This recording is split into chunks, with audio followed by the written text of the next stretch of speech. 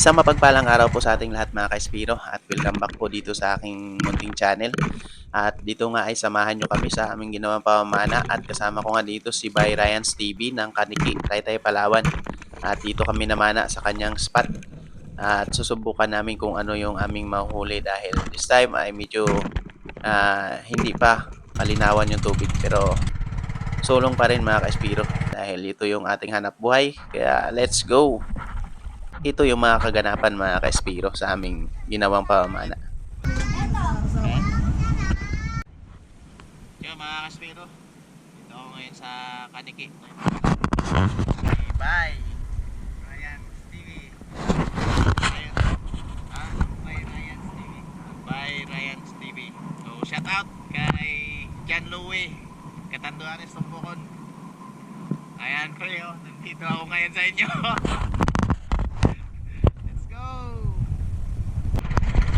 Pagkatapos nga namin mag-prepare sa daungan mga ka-Espiro, ay ito nagbiyahe na kami kaagad patungo sa aming spot. At syempre, pagkarating namin ay ito, agaran na kami nag-prepare dahil excited na rin ako mag-dive dito sa spot ni Bay Ryan. Kaya let's go mga ka-Espiro, ito yung mga kaganapan. At ito yung unang drop natin mga ka-Espiro, warm up dive lang muna. Kaya dito lang tayo sa mababaw na area. At abang-abang lang tayo at makiramdam kung ano yung mga isda na lalapit sa atin. At hindi nga nagtagal mga ka-Espiro, may isang yellow spotted trevally na lumapit sa atin. At ayan, napana natin. Kaso lang medyo sa bibig natin natamaan yung isda mga ka-Espiro. Kaya ito yung mga nangyari.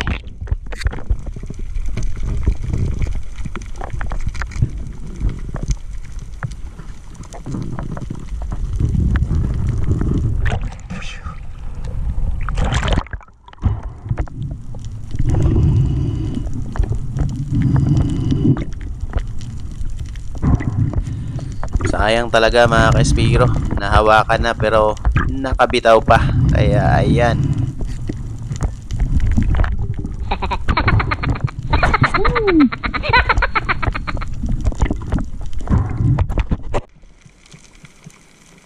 Pagkalipas pa ng ilang mga minuto mga ka-Espiro na paghahanap doon sa talakitok ko na napana na nakabitaw ay hindi talaga na nakita. Kaya nag-move na ako at humanap ng ibang target mga ka-Espiro.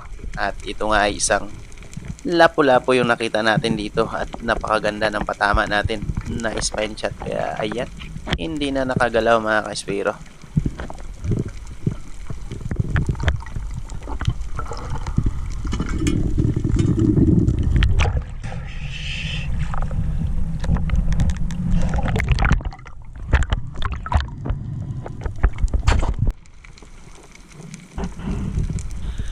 Tiyagaan yung ginawa namin dito ni Bay Ryan mga ka-Espiro. Gawa ng yung visibility ay talagang hindi maganda.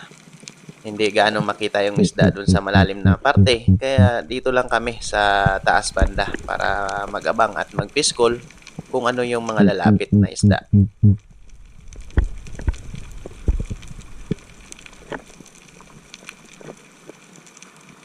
Medyo matagal yung pag-aantay ko dito sa ilalim mga ka-Espiro. Wala talaga ibang malalaking isda. Kaya itong isang good size na Spanish flag snapper ay ito na lang yung tinuunan ko ng pansin at abangan yung tamang tiyempo para matira natin ng maayos. At habang nag-aantay tayo dito, ay shoutout muna tayo. Shoutout kay Joy Adventure. At shoutout din sa Sarinas family ng Cagayan de Oro at Kabahar family ng Bukidnon. At kay Cesar Cuerda ng Puerto Princesa at kay Jake Abiner ng Dumaran, Palawan at kay Nero Bangko at kay Hursi Daddy. Maraming salamat po and God bless po sa inyong lahat.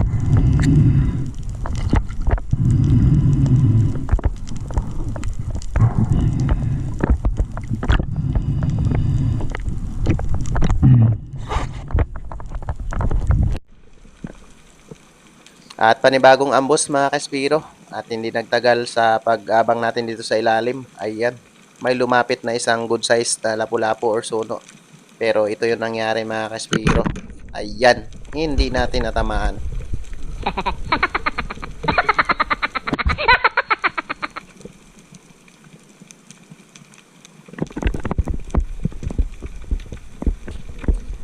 Habang nag-aantay ako dito sa taas na parte mga ka-Espiro ng bato, ay may isang oversize na lapu-lapu diyan sa unahan.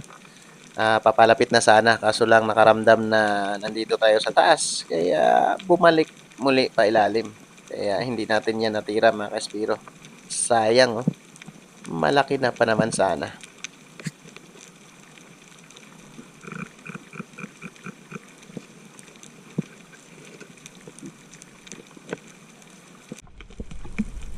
Pagkatapos ko nga magpahinga sa taas mga ka-Espiro, ay binaba ko nga siya dito sa ilalim para hanapin yung suno. At nung makita ko at titirahin ko na, ito naman yung nangyari mga ka-Espiro.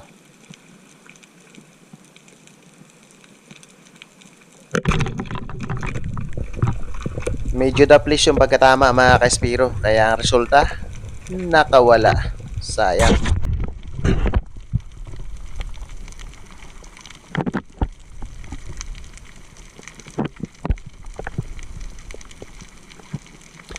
Medyo mahirap yung ginagawa ko dito mga ka-Espiro. Kailangan natin makipagtaguan dito sa isda na target natin para hindi kaagad tumago sa butas. Dahil nga yung mga isda dito sa area ni Bayrayan ay medyo sanay na rin sa ganitong style mga ka-Espiro.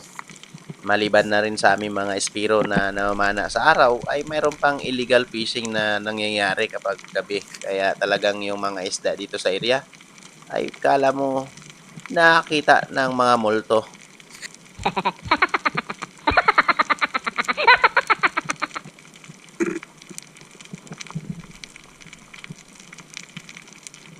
Kailangan lang talagang dahan-dahanin mga ka-espiro para makapagtira tayo ng maganda sa isdang ito. Dahil pag na-spook ito, papasok sa bato ay hindi na natin matira mga ka-espiro. Isang Harlequin sweet lips ito mga ka-espiro. Isa sa mga masarap isigang na isda at inihaw.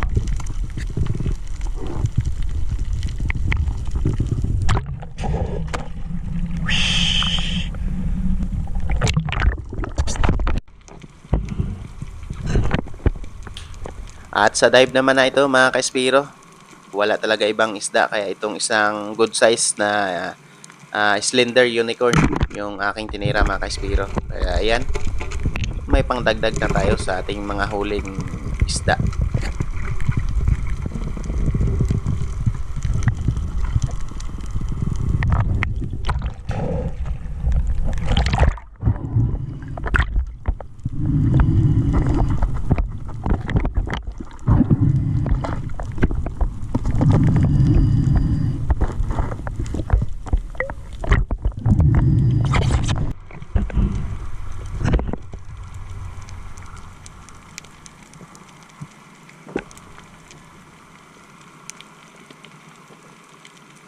At dito naman mga ka-espiro ay may nakita akong isang malaking Spanish flag snapper. Kaya talagang todo focus ako dito para matira ito mga ka-espiro.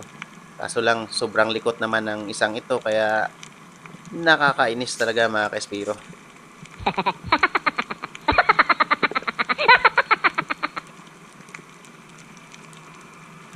Sa sobrang likot nito ay hindi natin natira yan mga ka-espiro dahil pumunta na sa malalim. Kaya umahon na ako dito mga ka-espiro para mag-ipon pa ng maraming hangin para babain ko siya dyan banda sa malalim na area para matira natin mga ka-espiro dahil nandyan lang siya nag-aaligid, hindi umaalis.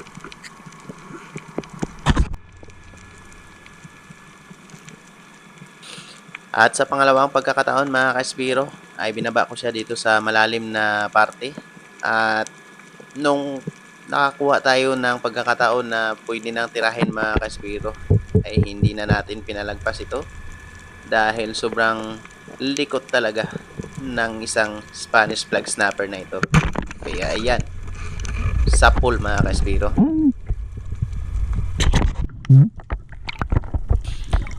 At pagkalipas ng ilang oras na pag-ikot namin sa Bahura mga ka-espiro ay ito, nasalubong ko na dito si Bayrayan at kakatapos niya lang tumira ng isang malaking lapu-lapu or suno.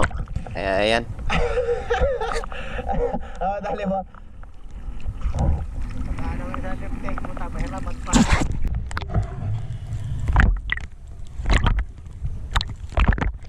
At ayan nga mga ka-Espiro, nakarami na si Bay Ryan. Talagang puridas yung aming ginawa dito mga ka-Espiro. Lahat ng pwede na matamaan ng pana ay kinukuha na namin.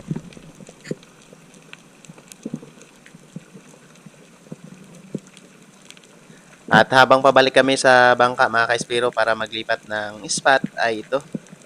Nakakita pa ako dito ng isang Spanish flag snapper na may kalakihan na ito kaya tinira ko na ito mga ka-Espiro.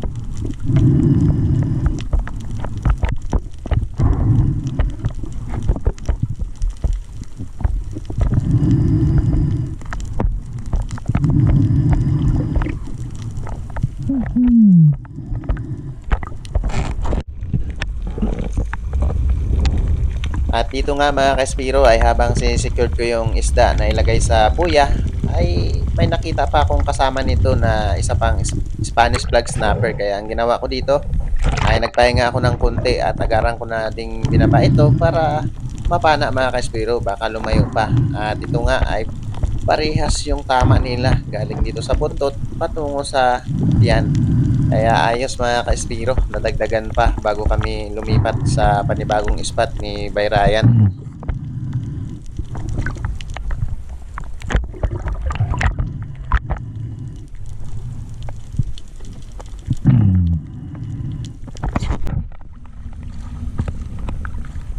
Lipat ng spot mga ka-Espiro.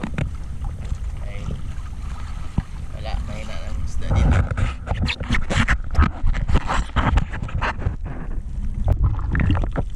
Pagkarating nga dito sa spot mga ka-Espiro, nakakita kagad tayo ng isang good size na lapu-lapu or sono. Kaya hindi ko na pinalagpas yung pagkakataon na to para tirahin dahil pangdagdag na rin ito sa huli namin mga ka-Espiro.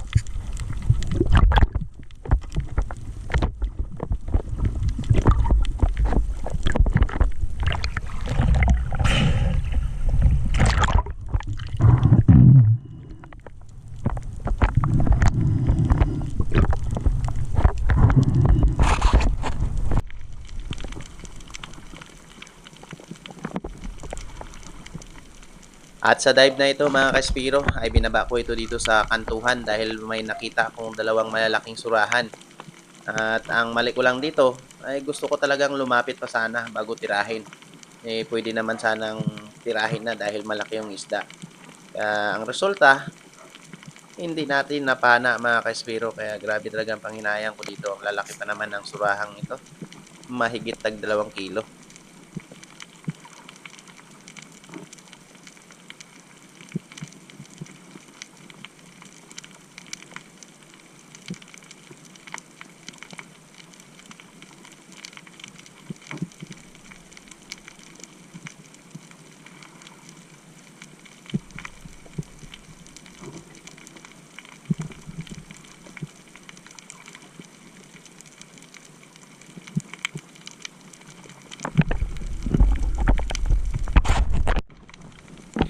Ilang beses ko pa binalikan yung surahan mga ka-Espiro para i-ambush pero wala na talaga, hindi na lumapit at hindi ko na rin nakita. Kaya dumiretso na ako dito sa unahan para mang-hunt pa ng ibang isda. At dito nga ay habang pababa ako, gumagapang dito sa wall spot, ay may nakita akong nakaharap sa akin mga ka-Espiro at inisip kong luba ito. Kaya nung pagkatira ko, ay talagang luba nga mga ka-Espiro, isang good size na marble broker. Kaya ayan, sapol mga ka-Espiro. Wow.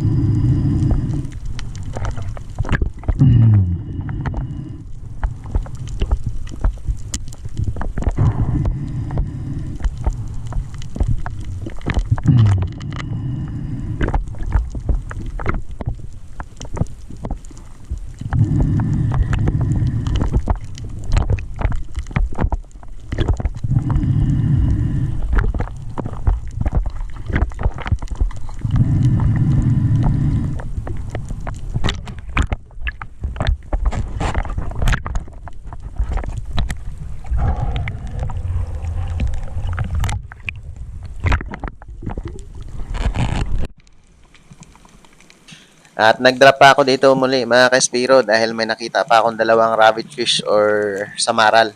Hindi ko na pinalagpas ito dahil malaki na rin. Pangdagdag na rin doon sa huli ko. Dahil kailangan natin magkaroon ng maraming isda mga ka-Spiro dahil malapit na yung New Year. Dahil nung pagpunta ko dito kila ni Bay Ryan ay pagkatapos ng Pasko.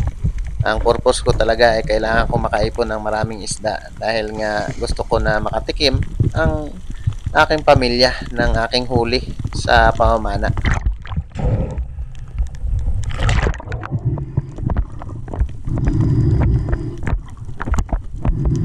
Pagkatapos ko nga ma-secure dito mga Kaspiro, ay bumalik na kami sa bangka ni Bay Ryan para umuwi na dahil pahapon na ito.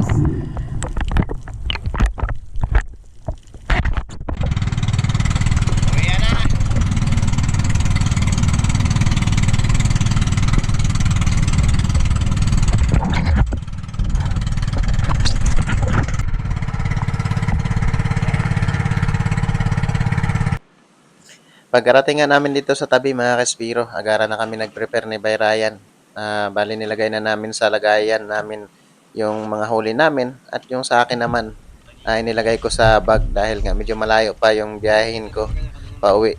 At yung nahuli kong luba ay iniwan ko kay Bay Ryan para pangdagdag doon sa nagastos naming pang gasolina.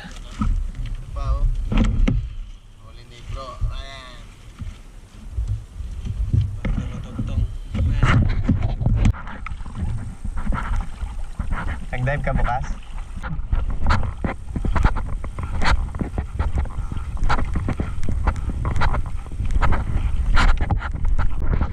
At dito nga kami sumakay sa top down ni Bay Ryan dahil yung motor ko ay iniwan ko na lang doon sa bahay niya dahil hindi ko pa rin kabisado yung area niya dito. Pagkarating nga sa bahay ni Bay Ryan mga Kaspiro ay hindi na ako kumapi pa at nagpaalam na ako na uuwi na dahil magabiyahe pa ako ng sobra kalahating oras. Kaya abangan nyo na lang mga Kaspiro yung susunod pa na ginawa namin pamamana ni Bay Ryan. At ito na nga ang pinaka-exciting sa lahat mga Kaspiro, yung kainan at salo-salo yung buong pamilya. Kaya dito ay nagkakagulo na kami. Medyo ginabilang kami sa pagkain. Gawa ng nag-prepare pa ng ulam si Mrs. at nagsigang pa siya ng sariwang lipti at ng Spanish flag snapper. Para makatikim din si tatay at si nanay pati na rin yung mga kapatid ko ng sariwang isda na huli ko. Nahiya lang ko ate. Dalawa lang kami nag-dive. Sabi ko nga, kaya kasi nahiya lang ko doon yung bahay ko. Parang bahay lang ng... Ano ulam mo? Kasi grabe kasi ot. Ano ulam mo? Wala ka pa view. Ay, naku Saka po. dahon ng kamuting kahoy, luto ng siyempre asawi. Asawi. At shout out pala sa lahat ng subscribers ko. Maraming salamat po sa inyong suporta at sa lahat ng mga silence viewer. At sa mga gusto pong magpa-shout out, ay comment lang po kayo sa baba para sa next video po natin ay ma-shout out ko kayo. Maraming salamat po.